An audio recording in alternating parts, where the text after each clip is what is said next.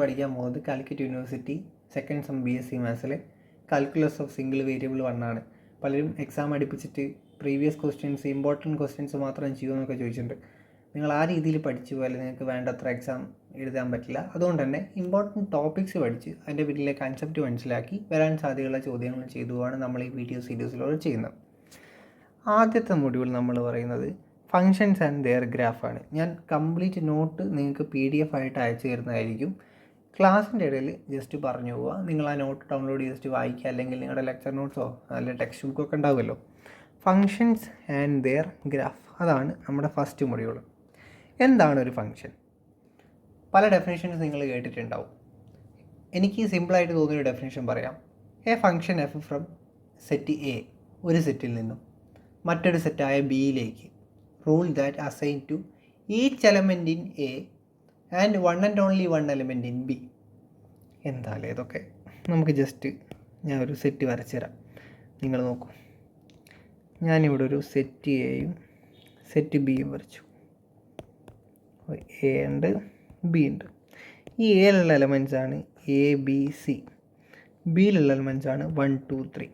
നമ്മുടെ ഡെഫിനേഷൻ പറയുന്നത് എന്താ വെച്ചാൽ, ഈച്ച് എലമെൻറ്റ് ഇൻ എന്ന് one and only one element of ബിയിലേക്ക് ഒരു മാപ്പിംഗ് വരണം. അങ്ങനെയെങ്കിൽ നമുക്ക് ഈ ഫംഗ്ഷൻ ഒരു F1 എന്ന് കൊടുത്തു. ഈ F1 ഒരു ഫംഗ്ഷനാണ്. ഓക്കെ, ദെൻ ഈ എനെ നമ്മൾ പറയും ഈ ഫംഗ്ഷൻ്റെ ഡൊമെയിനാണ്, ബീനെ നമ്മൾ പറയും കോഡൊമെയിനാണ്.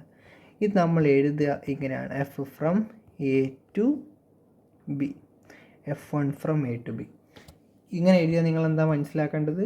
സെറ്റ് എയിൽ നിന്നും ബിയിലേക്കുള്ളൊരു ഫംഗ്ഷനാണ് F1. ഇനി ഞാൻ വേറൊരു ഇത് കാണിച്ചു തരാം, വേറൊരു മാപ്പിംഗ്. ഒരു F2 നമ്മൾ വരയ്ക്കാൻ പോവാം. അവിടെ F2 ആണ്. നമുക്ക് മാപ്പിംഗ് ചെറുതായി ഒന്ന് മാറ്റാം. A1ലേക്ക് പോകുന്നുണ്ട്, B2ലേക്ക് പോകുന്നുണ്ട്, A2ലേക്ക് പോകുന്നുണ്ട്. ഈ F2 ഒരു ഫംഗ്ഷനാണോ? അല്ല. എന്തുകൊണ്ടല്ല? നമ്മുടെ ഡെഫിനേഷൻ എന്തായിരുന്നു? Each element of A one and only element of B. എയിലുള്ള ഒരു എലമെൻറ്റ് ഒരിക്കലും ബിയിലെ രണ്ട് എലമെൻറ്റിലേക്ക് മാപ്പിംഗ് പാടില്ല. നിങ്ങൾക്ക് ഓർത്ത് വെക്കാൻ വേണ്ടി കുറച്ചുകൂടി സിമ്പിളായിട്ടുള്ളൊരു ഉദാഹരണം ഞാനിവിടെ പറയാം. കൃത്യമായി ശ്രദ്ധിച്ചോളൂ. ഓക്കെ, ഇത് ഒരു ക്ലാസ്സാണ്, ഒരു മാത്സ് ക്ലാസ്സാണ്. ഇത് കുറേ വീടുകളാണ്, ഹോം. ഈ മാത്സ് ക്ലാസ്സിൽ കുറേ കുട്ടികളുണ്ട്. ഇപ്പം എന്താ പറയുക, രാജു, സോനു, ഇപ്പം നിവിൻ, 3 കുട്ടികൾ. ഇതൊക്കെ ഓരോരുത്തരുടെ വീടാണ്. രാജുവിൻ്റെ വീട് സ്മോൾ r കൊടുക്കാം. ഇത് സോനുവിൻ്റെ വീടാണ്, ഇത് നിവിൻ്റെ വീടാണ്. ക്ലാസ് വിട്ട് കഴിഞ്ഞാൽ ഈ കുട്ടികളൊക്കെ വീട്ടിലേക്ക് പോകില്ലേ? ചില സമയങ്ങളിൽ രാജുവിൻ്റെ വീട്ടിലേക്ക് പോകും, സോനുവിൻ്റെ വീട്ടിലേക്ക് പോകും, നിവിൻ്റെ വീട്ടിലേക്ക് പോകും. പക്ഷേ ചില ഡേയ്സിലൊരു രസം എന്താ വെച്ചാൽ, സോനു എന്തു ചെയ്യും? രാജുവിൻ്റെ വീട്ടിലേക്ക് പോകും. സോനുവും രാജുവിൻ്റെ വീട്ടിലേക്കാണ് പോകുന്നത്. അതിനോട് എന്തെങ്കിലും തെറ്റുണ്ടോ? എന്തെങ്കിലും തെറ്റ് പറയാൻ പറ്റുമോ നമുക്ക്? ഇല്ല, രണ്ടാളും ഒരു വീട്ടിലേക്ക് പോകുന്നു. പക്ഷേ ഒരു ദിവസം നിങ്ങൾ പറയുകയാണ്, രാജുവിൻ്റെ വീട്ടിലേക്ക് പോയി, രാജു സോനുവിൻ്റെ വീട്ടിലേക്ക് പോയി, സോനുവിൻ്റെ വീട്ടിലേക്ക് പോയി. ഇത് നടക്കുമോ? ഒരിക്കലും നടക്കില്ല. കാരണം ഒരാൾക്ക് ഒരിക്കലും ഒരേ സമയം 2 വീടുകളിലേക്ക് പോകാൻ പറ്റില്ല. അപ്പോൾ ഇതൊരു ഫംഗ്ഷൻ അല്ല. ഇത് ഓർമ്മിച്ച് വെച്ചാൽ നിങ്ങൾക്ക് ഫംഗ്ഷൻ ആണോ അല്ലയോ എന്നുള്ളത് മനസ്സിലാക്കാം. അപ്പോൾ എന്താണ് ഫംഗ്ഷൻ എന്ന് മനസ്സിലായാലോ. ഇത് നമ്മൾ എങ്ങനെയാണ് ഡിനോട്ട് ചെയ്യുക? F1 from A to B. ഇത് ഫംഗ്ഷൻ അല്ല കേട്ടോ. ഓക്കെ, ഇത് ഫംഗ്ഷൻ അല്ല, F1 ആണ് നമ്മൾ നേരത്തെ പറഞ്ഞത്. ഓക്കെ, എന്താണ് ഫംഗ്ഷൻ മനസ്സിലായി? ഈ എനെ നമ്മൾ എന്ത് പറയും? ഡൊമെയിൻ എന്ന് പറയും, ഡൊമെയിൻ. ബീനെ നമ്മൾ എന്ത് പറയും? കോഡൊമെയിൻ. ഓക്കെ, ഇനി ഞാൻ നിങ്ങളെ പറയാൻ പോകുന്നത് റേഞ്ച് എന്താണെന്ന് അല്ലേ, ഡൊമെയിൻ എന്താണെന്ന്. ഒരു ഫംഗ്ഷൻ തന്നാൽ ഡൊമെയിനും റേഞ്ചും കാണാൻ ചോദിക്കും. ഇമ്പോർട്ടൻറ്റ് ടോപ്പിക്സ് മാത്രമായിട്ടോ പറയുന്നത്, ലാഗ് ചെയ്യുന്നില്ല വെറുതെ.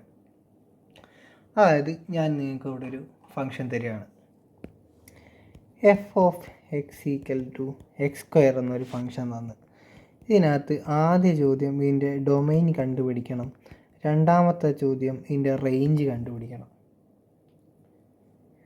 ഈ F of X is equal to X square എന്നൊരു ഫംഗ്ഷൻ തന്നാൽ ഈ എക്സിന് നിങ്ങൾക്ക് ഏതൊക്കെ വാല്യൂ കൊടുക്കുമ്പോൾ അതൊരു റിയൽ നമ്പറായിട്ട് കിടക്കുന്നോ ആ കൊടുക്കാൻ പറ്റുന്ന വാല്യൂസിനാണ് ഡൊമൈൻ എന്ന് നിങ്ങൾക്ക് പറയാം.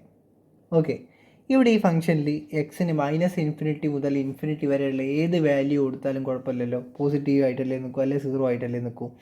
അപ്പോൾ ഇതിൻ്റെ ഡൊമൈൻ എന്താണ്? -∞ ടു ഇൻഫിനിറ്റി. ഇനി എക്സിന് -∞ മുതൽ ഇൻഫിനിറ്റി വരെ ഏത് വാല്യൂ കൊടുത്താലും എന്താ പറയുക, ഇതിൻ്റെ റേഞ്ച് എന്തായിരിക്കും? -∞ ടു ഇൻഫിനിറ്റി ആണോ? അല്ല, 0 ടു ഇൻഫിനിറ്റി. കാരണം നിങ്ങളിവിടെ -2 കൊടുത്തു എക്സിന്, -2² 4, ഓക്കെ, -8. അപ്പം -∞ ടു ഇൻഫിനിറ്റിയുള്ള ഏത് വാല്യൂ വേണേൽ എക്സിന് കൊടുക്കാം. പക്ഷേ കിട്ടുന്ന എഫ് ഓഫ് എക്സ് എന്തായിരിക്കും? 0 ടു ഇൻഫിനിറ്റി. അപ്പോൾ കൊടുക്കാൻ പറ്റുന്ന വാല്യൂവിനാണ് നമ്മൾ എന്ത് പറയുക? ഈ ഡൊമൈൻ എന്നും, കൊടുത്തു കഴിഞ്ഞാൽ കിട്ടുന്ന വാല്യൂവിനാണ് എന്ത് പറയുക?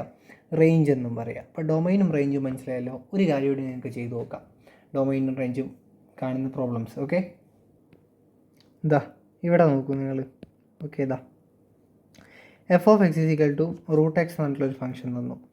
ഇവിടെ നമുക്ക് എക്സിന് ഏതൊക്കെ വാല്യൂസ് കൊടുക്കാം? എക്സിന് -1 കൊടുക്കാൻ പറ്റുമോ? ഇല്ല, കാരണം എന്താ? റൂട്ട് ഒരിക്കലും നെഗറ്റീവ് നമ്പറിലേക്ക് വരാൻ പാടില്ല. അപ്പം നമ്മൾ എക്സിന് ഏതൊക്കെ വാല്യൂ കൊടുക്കും? എക്സിന് 0 കൊടുക്കാം, കുഴപ്പമില്ല അല്ലേ. അപ്പം 0 ടു ഇൻഫിനിറ്റി വരെയുള്ള വാല്യൂസ് എക്സിന് കൊടുക്കുന്നതുകൊണ്ട് ഈ ഫംഗ്ഷന് ഒരു കുഴപ്പമില്ല. ഒന്നുകൂടി സിമ്പിളായിട്ട് കൺസെപ്റ്റ് വൈസ് പറഞ്ഞുതരാം. ഇതൊരു ജ്യൂസ് അടിക്കുന്ന മെഷീനാണെന്ന് വിചാരിച്ചോ. ഈ മെഷീനിലേക്ക് നിങ്ങൾക്ക് എല്ലാ സാധനങ്ങളും ഇട്ട് കൊടുക്കാൻ പറ്റില്ല. ചില സാധനങ്ങൾ ഇട്ട് കൊടുത്താൽ ഈ മെഷീൻ പൊട്ടിപ്പോവും. അപ്പം ഇട്ട് കൊടുക്കാൻ പറ്റുന്ന സാധനങ്ങളെയാണ് നമ്മൾ എന്ത് പറയുക? ഡൊമൈൻ. അത് നമ്മൾ കണ്ടുപിടിക്കണം.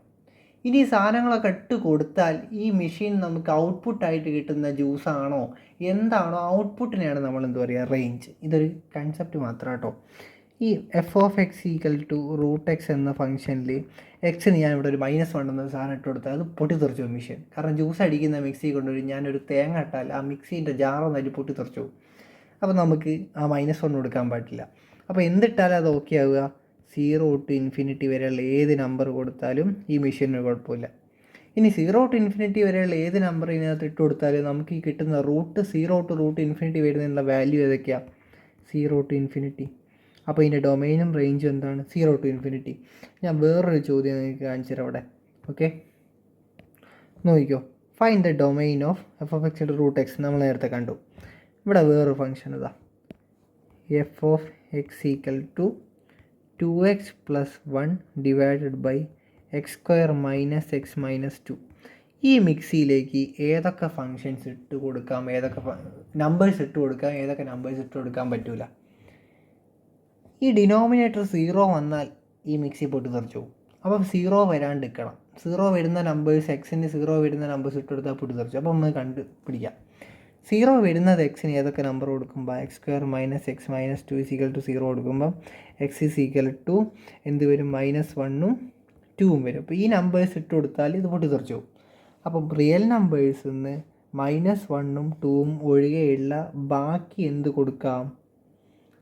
ഈ മെഷീനിൽ ഇട്ട് കൊടുക്കാം. അപ്പോൾ ആ കൊടുക്കാൻ പറ്റുന്നതിനാണ് എന്ത് പറയുക? ഡൊമൈൻ എന്ന് പറയാം. -∞ ടു ഇൻഫിനിറ്റിയിൽ നിന്നും -1ഉം 2ഉം ഒഴികെയുള്ളതാണ് ഇതിൻ്റെ ഡൊമൈൻ. അപ്പം ഡൊമൈനും റേഞ്ചും ക്ലിയർ ആയി എന്ന് വിശ്വസിക്കുന്നു. കിട്ടുന്ന പ്രൊഡക്റ്റിനെയാണ് നമ്മൾ എന്ത് പറയുക? റേഞ്ച് എന്ന് പറയുക. ഇനി അതുപോലുള്ള വേറൊരു ഫംഗ്ഷൻ തരാം. അങ്ങനെയാണ് നിങ്ങൾ ഒറ്റയ്ക്കുന്ന ഡൊമൈനും റേഞ്ചും കണ്ടുപിടിക്കുക. F of X equal to x + √x + 1 divided by 2x - 1. ഈ ഒരു ഫംഗ്ഷൻ്റെ ഡൊമൈൻ എന്താണ്?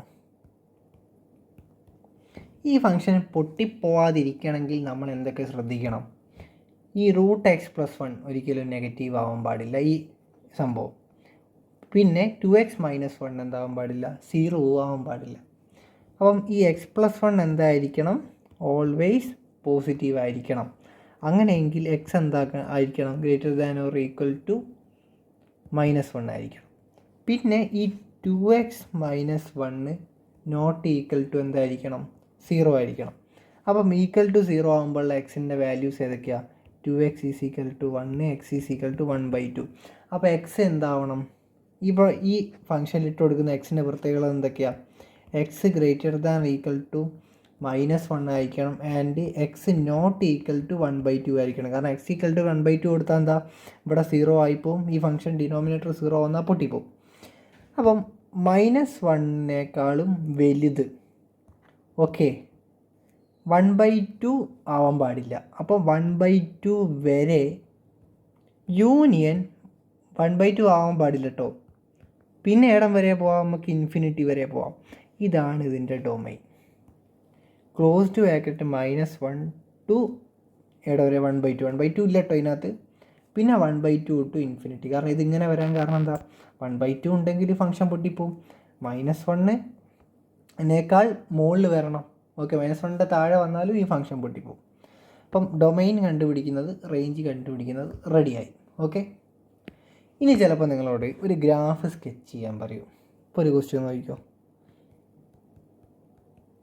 സ്കെച്ച് ദ ഗ്രാഫ്, ഒക്കെ പ്രീവിയസ് ആയി ചോദിക്കുന്ന കേട്ടോ. Graph of 1/x. 1/xൻ്റെ ഗ്രാഫ് സ്കെച്ച് ചെയ്യാൻ പറഞ്ഞാൽ നിങ്ങൾക്ക് സിമ്പിളായിട്ട് ചെയ്യാം. എന്തൊക്കെയാണ് വരിക, നിങ്ങൾക്ക് ഗ്രാഫ് സ്കെച്ച് ചെയ്യാൻ അറിയുന്നതല്ലേ.